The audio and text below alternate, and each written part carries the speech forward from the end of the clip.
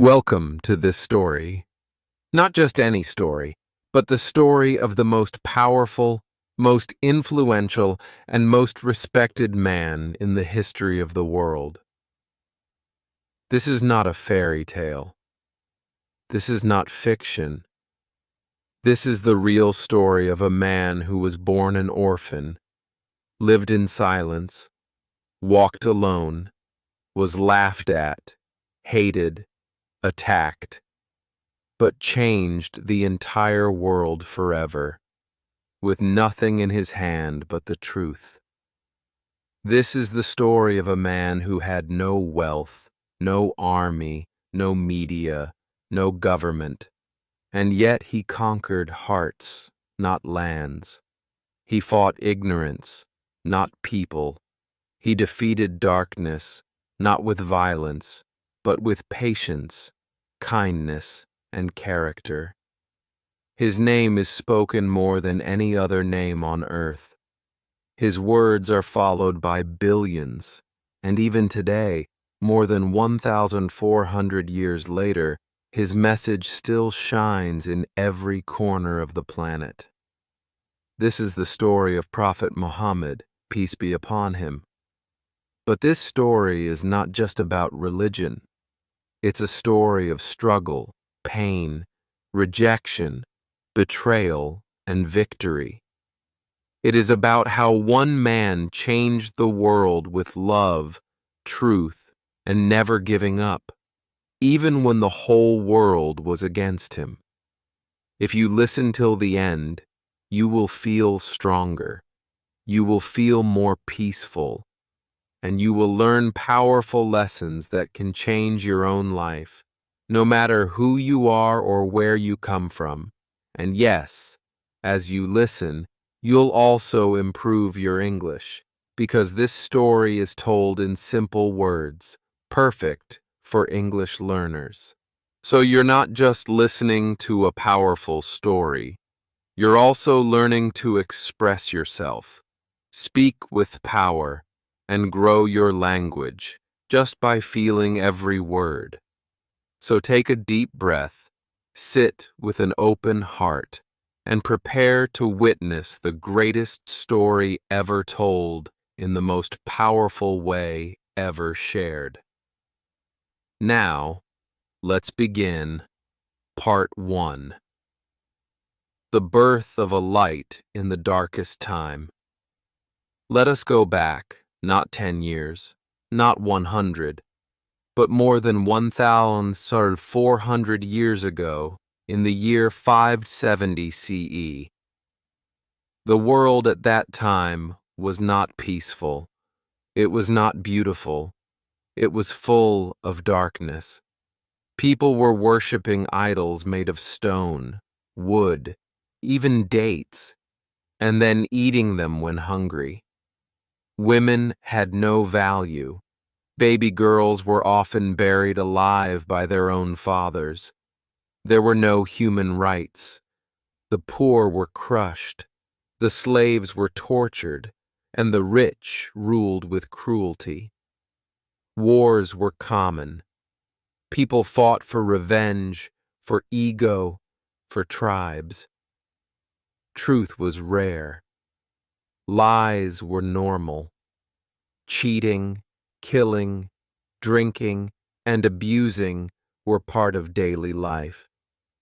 And in the middle of this darkness, a baby was born, in the holy city of Makkah, on a Monday morning, in the month of Rabi al-Awwal. His name was Muhammad ibn Abdullah. But he didn't open his eyes to a loving father, because his father, Abdullah, had already died before he was born. Yes, he was born an orphan. His mother, Amina, was heartbroken, but strong. She held her child close and named him Muhammad, which means the praised one. People around her asked, "Why not name him after his father?" She replied, "Because I want him to be praised not just by people on earth, but by the one in the heavens. That one sentence would become a prophecy. For the first few years, baby Muhammad, PBUH, was raised in the desert by a kind woman named Halima, as was tradition in Arab culture, to build strength, language, and health in clean desert air. Halima's life changed forever when Muhammad, peace be upon him, came into her home. Her goats gave more milk, her animals became stronger, her house felt blessed. She later said, "We never saw blessings like the ones we received with this child." But soon he returned to his mother, Amina. She loved him deeply. But when he was just 6 years old, his mother took him on a journey to visit his father's grave. And on the way back, she fell ill, in a village called Abwa, far from home. Amina died, and little Muhammad, peace be upon him, was left completely alone in the world.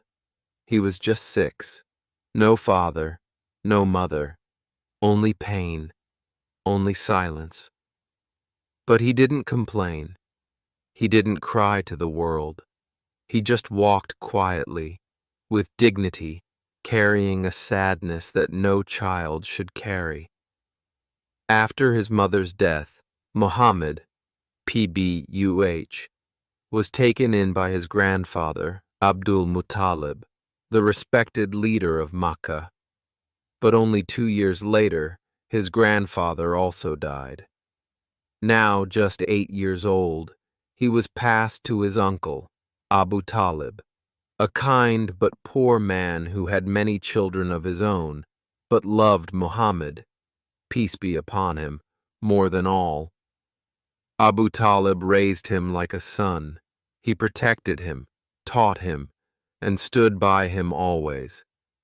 Even as a child, Muhammad, peace be upon him, was different. He never lied. He never shouted. He never hurt others.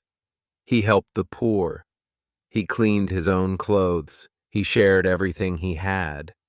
People around him started calling him Al-Amin, which means the trustworthy one.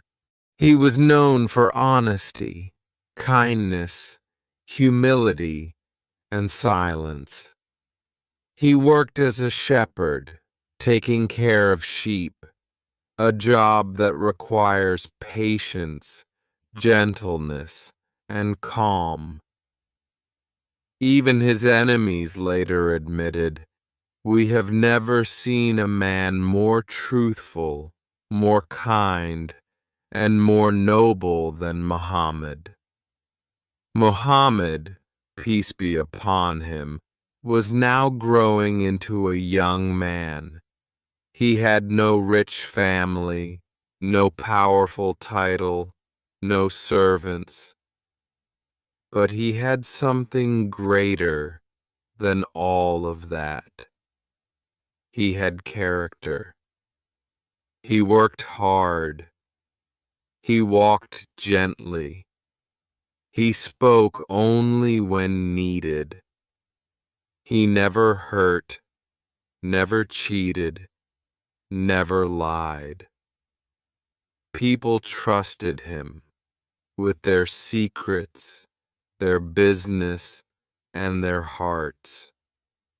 Even people who didn't believe in his religion later still said, "Muhammad, we've never seen anyone more honest." He was about 25 years old, still unmarried, still working small jobs. In those days, one of the main jobs in Makkah was trade, buying goods from one city and selling them in another. Muhammad, PBUH, started working in business, selling goods, managing trade caravans, and helping others run their businesses with honesty and skill. One day, a wealthy woman named Khadijah heard about Muhammad's honesty. She was a widow, wise, powerful, and respected. But she was tired of hiring men who lied or cheated in business. Someone told her, "Hire Muhammad. He's honest and smart. He never lies." So she sent him a message. "Will you take my goods to Syria and sell them for me?" He agreed. He traveled with her servant Maysara and handled the business. When he returned, Khadijah noticed something strange. He had brought back more profit than any man before him. But more than that, he didn't keep any extra for himself. He didn't ask for more. He didn't lie about the trade. He gave every coin with full honesty. And her servant Maysara said, "This man is unlike anyone I've ever seen. He doesn't look at women. He never raises his voice. He prays silently. He treats people with mercy, even strangers and slaves." Khadijah was touched, not because of his money, but because of his soul. Khadijah was about 40 years old. Muhammad, PBUH, was about 25. Even though she was older, and many rich men had already asked to marry her, she refused them all. But now, she sent a quiet message through a friend. Would Muhammad accept a proposal of marriage from a woman like me? When Muhammad, PBUH, heard this, he didn't say yes immediately. He went to his uncle Abu Talib and asked for advice. Abu Talib said, "Khadijah is noble. She's pure. She has chosen you for your character. If you agree, I will arrange the marriage." And so it happened. They were married in a simple, beautiful ceremony. No show, no noise, no pride. Just love, respect, and purity. This was not just a marriage. It was a partnership, a friendship, a shelter for two noble souls in a world full of cruelty. They lived together with love, with laughter, with pain, with patience, and they stayed loyal to each other for 25 years. She was the first person to believe in him, the first to hold his heart, and the first to support him when the entire world would later turn against him. They had children. Some lived. Some passed away young. Their son Qasim died in childhood. Their daughters, including Fatima, survived. Muhammad, PBUH, never married another woman while Khadijah was alive, not even once. This was rare in that time, but it shows his deep love and loyalty. Even after her death, he never stopped mentioning her. Years later, when he had everything, power, followers, victory, he still said, "She believed in me when no one else did." That is real love. Now, Muhammad, peace be upon him, was in his late 30s. He lived quietly in Makkah, still known as Al-Amin. But the world around him was getting worse. People worshipped idols made of stone and gold. They circled the Kaaba, but not for God, only for pride and tradition. Slaves were beaten.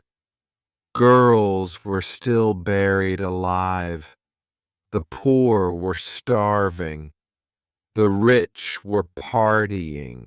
No justice, no mercy, no truth.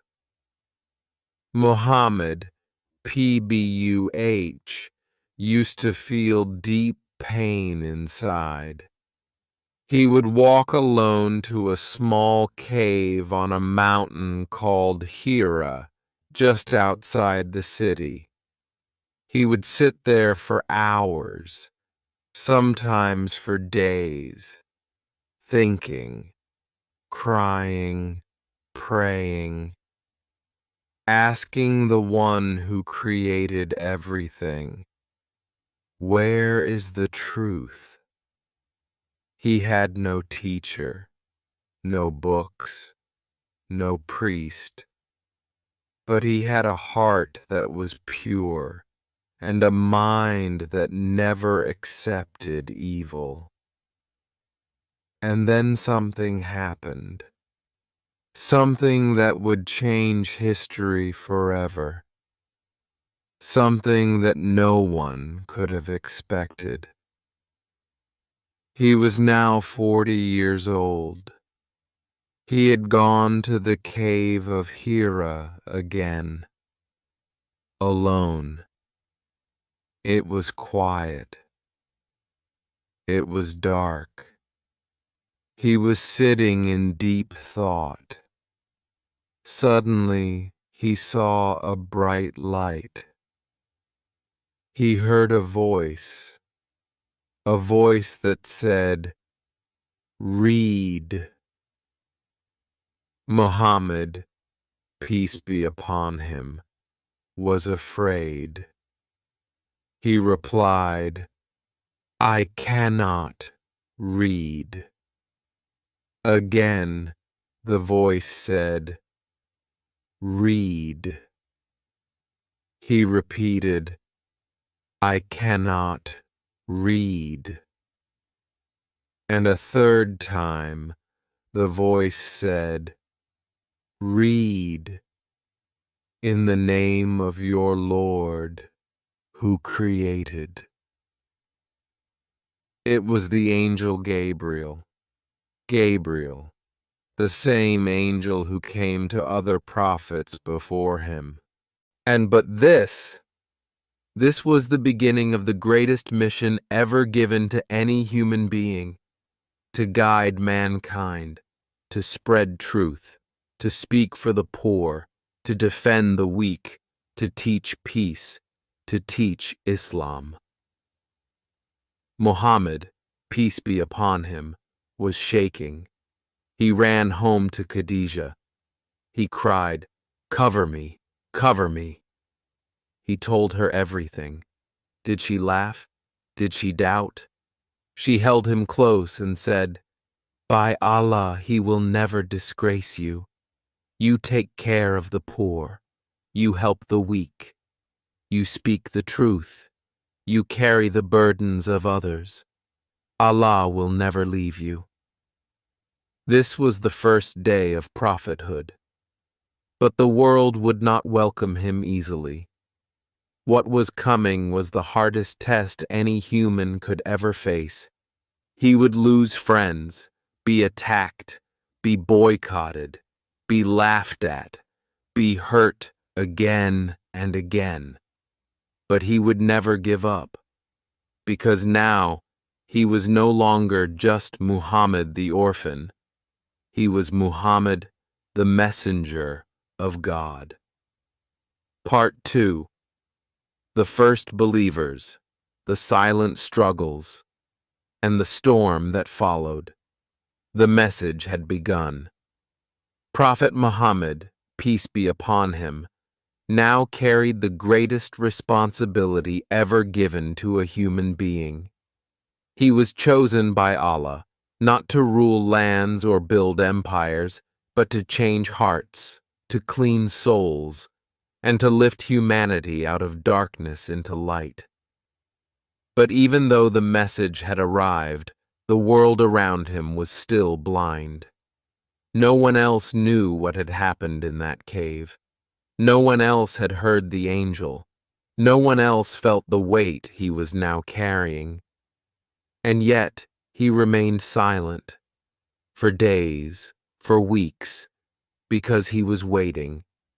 Waiting for the next command. Waiting for guidance. Until one day, the second message came. The command was now clear. O you who is covered, stand up and warn the people. Purify yourself. Stay away from evil and be patient for the sake of your Lord. This was it. He could not stay quiet anymore. The mission had begun. He went home to the one person he trusted more than anyone in the world, Khadijah. She believed in him immediately. She didn't ask for miracles. She didn't ask for proof. She knew his truth. She was the first Muslim in the history of the world. Then came the second. A young boy living in his house, Ali ibn Abi Talib, his cousin, only 10 years old. He saw the Prophet praying. He asked him what it was. And when the Prophet explained, Ali said, "This is the truth. I want to follow it." The third believer was Zayd ibn Haritha, his adopted son, a former slave, a young man who had once been kidnapped, sold, and brought to Makkah, but loved Muhammad like a father. And then came Abu Bakr, one of the Prophet's closest friends, a kind, wise, noble man of great respect. As soon as the Prophet told him about Islam, Abu Bakr said, "If it comes from your mouth, it must be the truth. I believe." Abu Bakr didn't stop there. He began spreading the message quietly, and within days he brought more people into Islam. Uthman ibn Affan, Abdur Rahman ibn Auf, Talha ibn Ubaidullah, Zubair ibn al-Awwam, Sa'ad ibn Abi Waqqas. These were not just followers. They would one day become heroes of Islam, leaders of nations, and the closest companions of the Prophet, peace be upon him. But at this stage, it was still a secret. The Prophet began teaching people quietly, in small groups, sometimes in homes, sometimes in secret corners of Makkah. For 3 years, the message was private. No speeches, no public call, no open challenge, because the world was not ready. The society of Makkah was built on idols, pride, tribe, and power. And the message of Islam was the opposite. One God, not hundreds. Equality, not hierarchy. No one better than another, no matter their skin, tribe, or wealth. Mercy, not revenge. Justice, not cruelty. Truth, not blind tradition.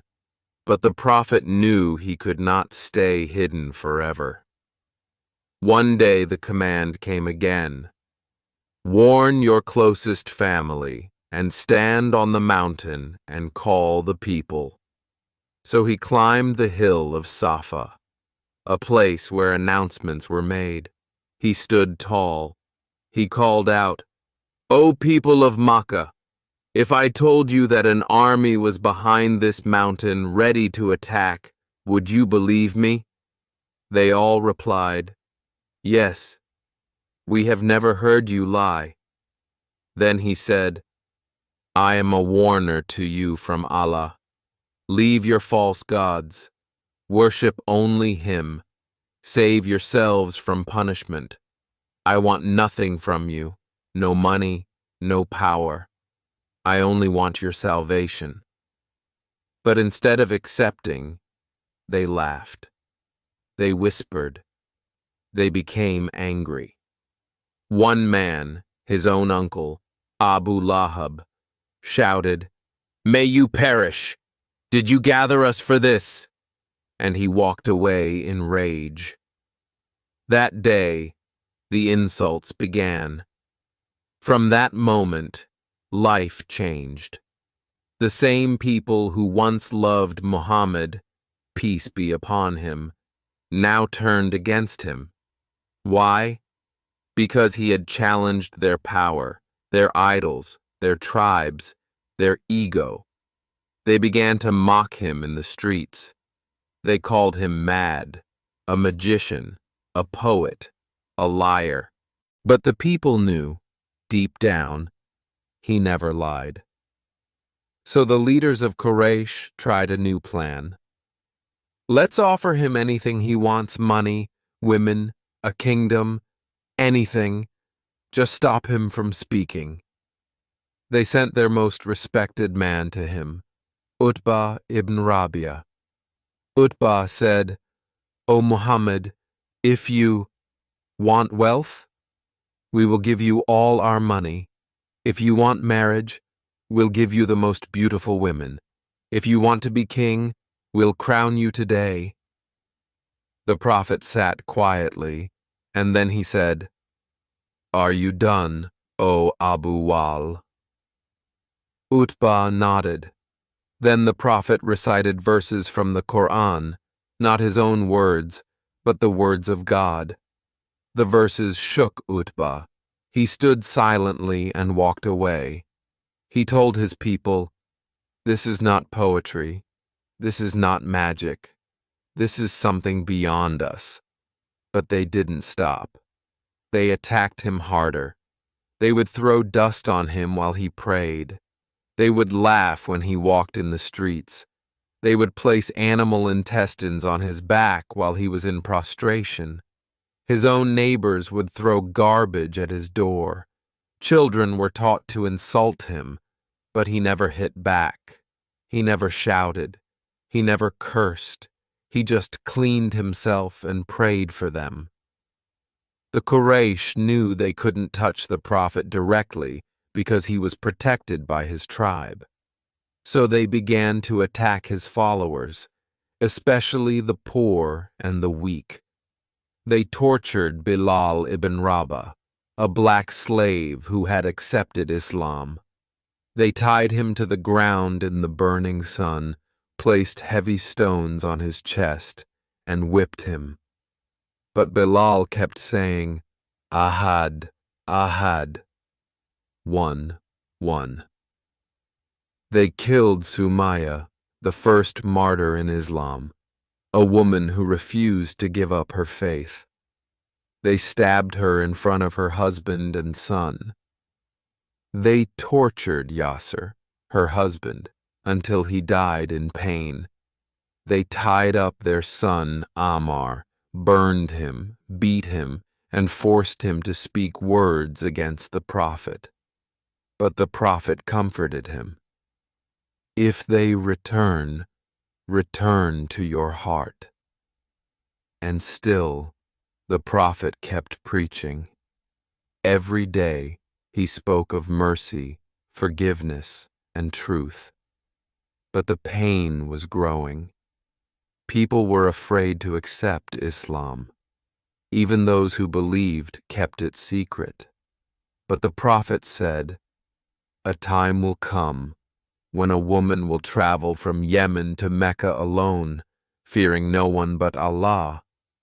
But you are a people who rush. He was building faith, not an army. He was planting patience, not rebellion. And he was waiting for the next stage of his mission to begin.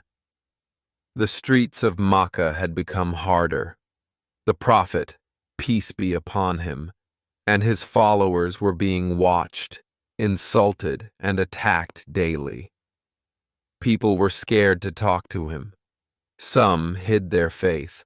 Some were forced to lie. And some, like Bilal, Ammar, and Sumaya, suffered pain beyond imagination. But still the Prophet continued.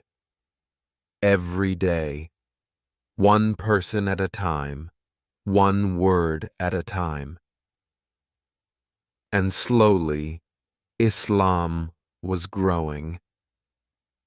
The leaders of Quraysh saw something terrifying. They had mocked him. They had tortured his followers. They had offered him money, power, and women. But still, people were joining him, and the Prophet was not afraid. He walked into their gatherings. He recited the Quran in public. He called people to truth, directly, clearly, fearlessly. And the words of the Quran were powerful. People who hated him would sneak around at night just to hear him recite. One man said, "I hated Muhammad more than anything, but when I heard the Quran from his lips, I cried, and I believed." The Quraysh knew they had to try something bigger. They decided to attack the Prophet in a new way, not with swords, not with words, but with starvation, isolation, silence. They made a secret document. It said, no one should trade with Muhammad's tribe. No one should marry them. No one should speak to them. No one should help them in any way. The paper was signed, sealed, and hung inside the Kaaba. And just like that, the entire tribe of Banu Hashim, including the Prophet, was cut off from the city. They were forced to leave Makkah and live in a small, dry valley known as Shib Abi Talib, far from food, water, and help. For 3 years, the Muslims suffered in silence. They had no food. Children cried from hunger. They ate leaves. They chewed on dry leather. At night, the sounds of babies crying echoed through the valley. And the Prophet saw it all. He felt every cry. He heard every stomach growl, yet he never gave up. He comforted people. He led them in prayer. He reminded them, with hardship comes ease. Some non-Muslims from outside secretly tried to send food, hiding it in bags, risking their lives to help. But most of Makkah watched in silence. 3 years passed. Then one day, something miraculous happened. A man named Mut'im ibn Adi, a respected leader, decided the boycott had gone too far. He and a few others walked into the Kaaba and said, "This is cruelty. This paper must be destroyed." But when they went to remove the document, they found it had already been eaten by insects. Only one line was left. "In your name, O Allah." People were shocked. This was no accident. It was a sign. And so the boycott ended. The Muslims returned to Makkah, but the pain was not over. Something much worse was about to happen. Soon after returning to Makkah, the Prophet lost the 2 greatest supporters of his life. First, his beloved uncle Abu Talib, the man who raised him, protected him, stood by him when the world attacked him, became sick. The prophet sat beside him in his final moments. He whispered, "O my uncle, say just one word, that there is no God but Allah, and I will speak for you on the day of judgment." But Abu Talib looked at the people around him, the leaders of Quraysh. They were watching, they were pressuring him, and in the end, Abu Talib said, "I die upon the religion of my forefathers." The prophet's eyes filled with tears. He had lost his guardian, and now he had no protection. Days later, a second death came.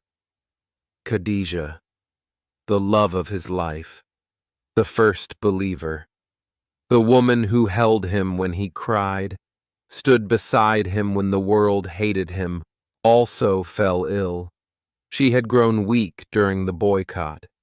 She gave everything she had to feed the people. She stood strong for years, but now her time had come. She passed away quietly. The prophet sat beside her grave. He did not shout, he did not break down, but his heart was in pain. 2 deaths, one after the other, and now he was alone. No wife, no protector, no safety. This year came to be known as Am al-Huzn, the year of sorrow. But even in his deepest sadness, the prophet kept going. He did not give up. He did not stop. He kept walking. He kept calling to truth. Stones at him. He was bleeding. His sandals were full of blood. He ran to a garden and sat under a tree, tears in his eyes, his face wounded, and then he raised his hands and made a dua, a prayer so powerful, so full of love and pain. "O Allah, I complain to you of my weakness, my lack of support, and how low I am in the eyes of people. You are the most merciful. You are the Lord of the weak. If you are not angry with me, I do not care, but I ask for your mercy." Even in his worst moment, he did not complain about the people. He only asked Allah, "Are you angry with me?" That was his only fear, and Allah answered him, not with words, but with a miracle. Part 3. The Night Journey, the New Hope, and the Road to a New Home. The Prophet Muhammad, peace be upon him, was sitting under a tree outside Ta'if. His body was bleeding. His heart was broken. He had lost Khadijah. He had lost Abu Talib. He had walked to a new city with hope. And they threw stones at him. And yet, he still raised his hands to the sky and said, "If you are not angry with me, I do not care."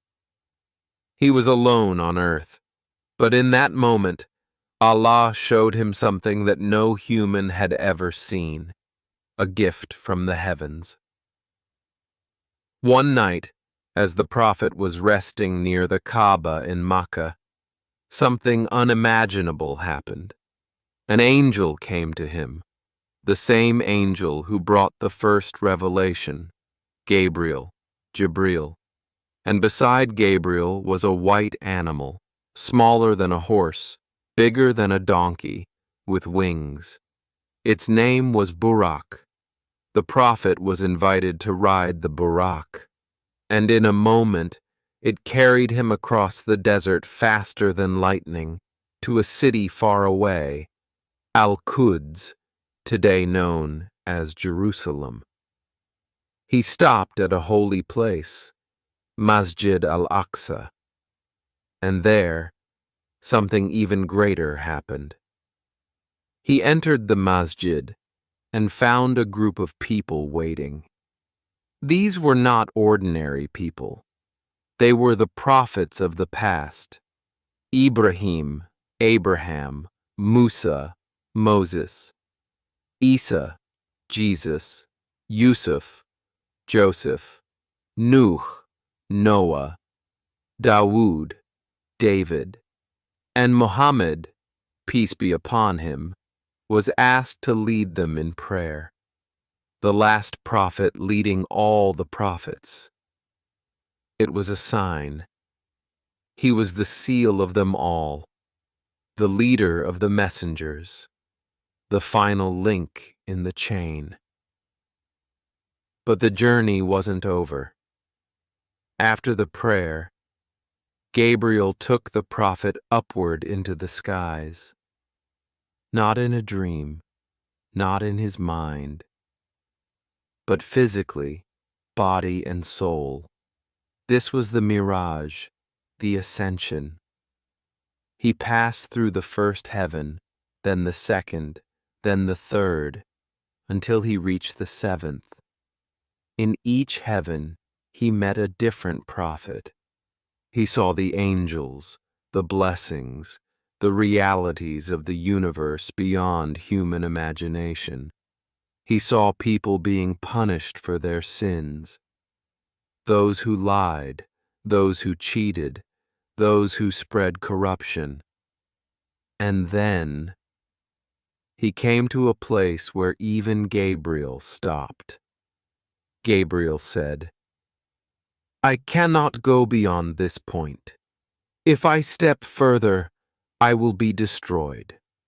But you are invited." And the prophet continued. He came to the lote tree of the utmost boundary, Sidrat al-Muntaha. No creation had ever gone beyond this place. And then he stood in the divine presence of Allah. We do not know what he saw. We do not know how it looked. But we know it was the greatest honor ever given to any human being. And in that sacred moment, Allah gave the Prophet a gift. The gift of prayer. Originally, the command was 50 prayers a day. As the Prophet was returning, he met Musa, peace be upon him, who asked, "What has your Lord commanded?" The Prophet said, 50 prayers a day. Musa replied, "Your people cannot do that. I tried with my nation, and they could not handle it. Go back and ask for a reduction." And so the Prophet returned to Allah, and the number was reduced from 50 to 45 to 40, and so on, until it became 5 prayers a day. And Allah said, "They are 5 in number, but 50 in reward." Then the Prophet returned to earth. He traveled from the heavens back to Jerusalem, from Jerusalem back to Makkah. All of this in a single night. When he woke up the next morning, the world had changed, but most people didn't believe him. They laughed. They mocked. They said, "You went to Jerusalem and came back in one night? We take weeks to make that journey." Even some of his followers were shaken. But one man, the strongest in faith, stood up immediately. Abu Bakr. He said, "If Muhammad said it, then I believe it." From that day, he was given the title As-Siddiq, the truthful one. The miracle of Isra and Miraj became a turning point, a reminder that even when the earth was against him, the heavens were with him. But still, the people of Makkah rejected him. And now, the Prophet was looking for something new, a new home, a new beginning. a place where his message could grow in peace. Every year, the tribes of Arabia came to Makkah for the pilgrimage. One year, during the Hajj season, the Prophet met a small group of people from a town called Yathrib. He spoke to them about Islam. They listened carefully, and they believed. They said, "We have heard of a prophet to come. Maybe you are the one." They promised to return the next year with more people. And they did. The next year, 12 people came.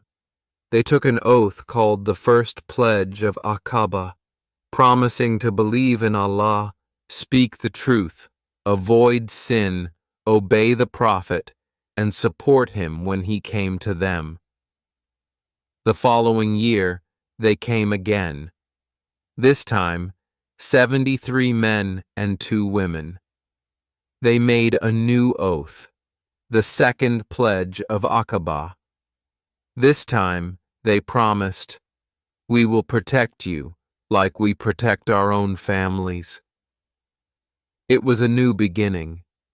The Prophet now had a home waiting for him, a city that would welcome him, protect him, and become the center of Islam. But before he could move there, he had to plan carefully. Because the Quraysh were watching, and they were planning something dangerous. They knew the Prophet had found a new base, and they knew if he left, they could lose everything.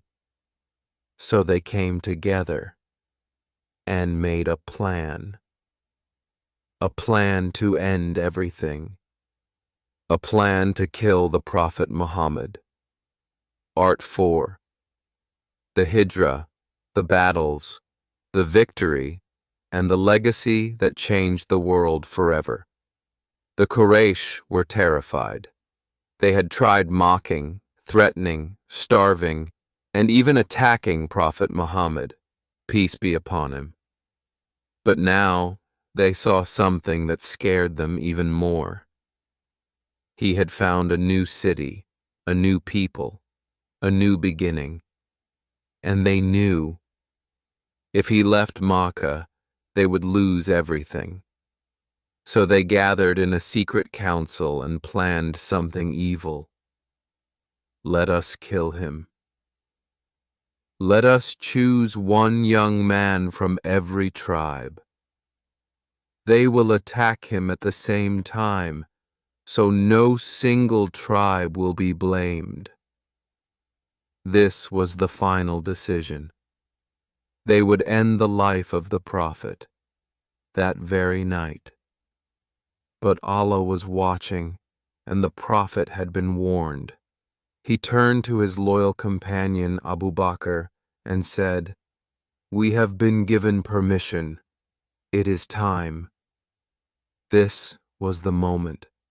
The Prophet would leave his home, his city, his birthplace, forever.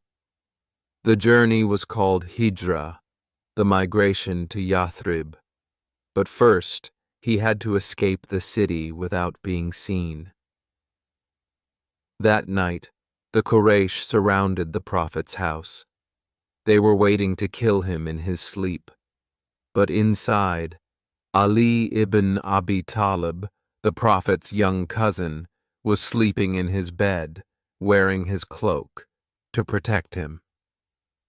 The Prophet had already slipped out, silently, walking past the men. Allah made their eyes blind to his escape. He and Abu Bakr left the city, walking toward the opposite direction of Yathrib to confuse the Quraysh. They hid in a small cave called Thor, deep in the mountains. For 3 days, they stayed hidden. The Quraysh searched everywhere. At one point, they even stood at the entrance of the cave. Abu Bakr whispered, "If they look down, they will see us." But the Prophet calmly said, "Do not be afraid. Allah is with us." Allah sent a spider to spin a web across the cave entrance, and a dove made a nest and laid eggs. When the Quraysh reached the cave, they said, "No one could be inside. The web and eggs are undisturbed." And they left. After the danger passed, the Prophet and Abu Bakr continued their journey across the burning desert, facing hunger, thirst, and the risk of death, until they reached their destination.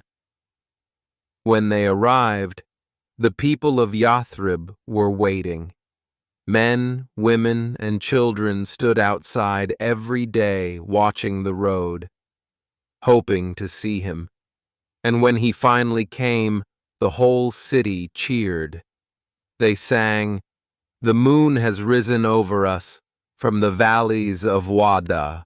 We must give thanks, as long as there are those who pray to Allah." Yathrib was no longer just a city. It became Medina, the city of the Prophet. For the first time in 13 years, the Muslims were free. They built a mosque, simple, with palm trunks and dirt floors, but filled with light and unity.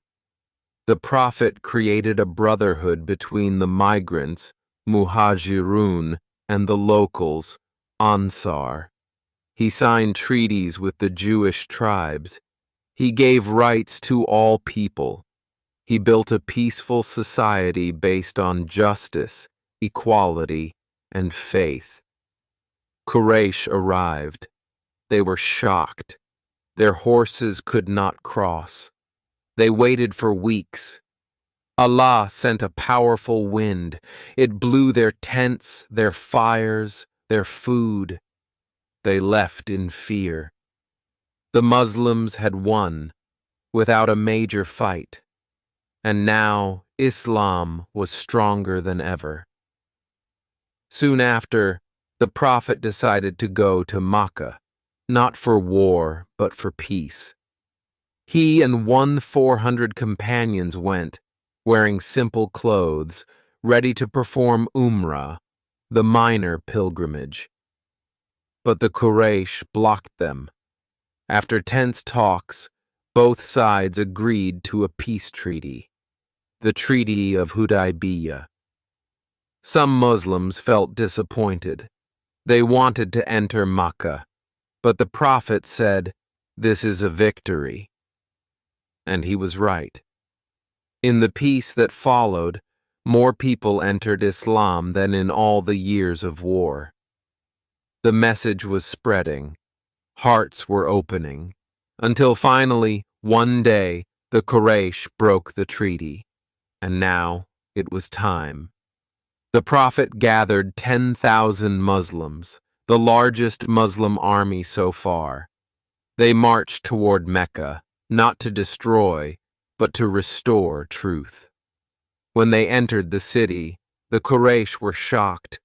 But instead of revenge, the Prophet said, "Today is the day of mercy." He forgave them all. He walked to the Kaaba. He entered and removed all the 360 idols. He said, "Truth has come. Falsehood has vanished." And he stood before the people of Mecca and said, "What do you think I will do with you?" They replied, "You are a noble brother, son of a noble brother." And he said, "Go, you are free." That day, the people who had once tried to kill him now wept and accepted Islam. He returned to the city where he had been insulted, hurt, and attacked, and he returned with forgiveness. In the next few years, Islam spread across Arabia. Tribes came from every direction to accept the message. And then one day, the Prophet received a new verse. "This day I have perfected for you your religion, and completed my favor upon you, and have chosen for you Islam as your way." It was the final message. Shortly after, the prophet fell ill. His fever rose. He was weak.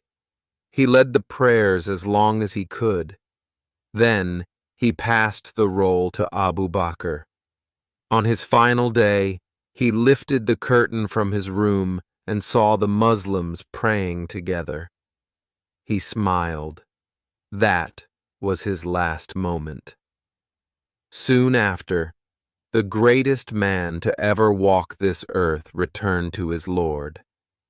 He was buried in the room of his wife, Aisha, beside the mosque he built with his own hands. The city of Medina wept. The world had lost its guide. But his light never went out. Final lessons from the life of the Prophet Muhammad, peace be upon him. He was born an orphan, but changed the world. You don't need perfect conditions. You need purpose. He lost everything, his parents, wife, children, support, but never gave up. Strength is not in your body. It's in your heart. He forgave his enemies when he could have destroyed them. True power is not revenge, it's mercy. He didn't ask for money or fame. He wanted to lift others, not himself. He taught us to pray, to forgive, to stand for justice, to serve the poor, and to speak the truth even when no one listens. He faced pain, betrayal, and heartbreak. But he smiled, he prayed, and he kept walking. He left this world with no gold, no palace, no army, just a legacy of light. His message, that you are not worthless, that you are not alone, that every soul matters, that the world can change if you walk with faith. If you remember one thing, let it be this: one man, one mission, one God, and the world was never the same again. This was the life of the Prophet Muhammad, peace be upon him, told with love, truth, and respect. And if you listened all the way till the end, you did not just hear a story. You witnessed history. You felt faith. And you improved your English too, word by word, feeling by feeling. Thank you for listening to the most powerful story ever told. I hope this touched your heart. If you believe others should hear this too, please share, subscribe, and let this light reach every corner of the world.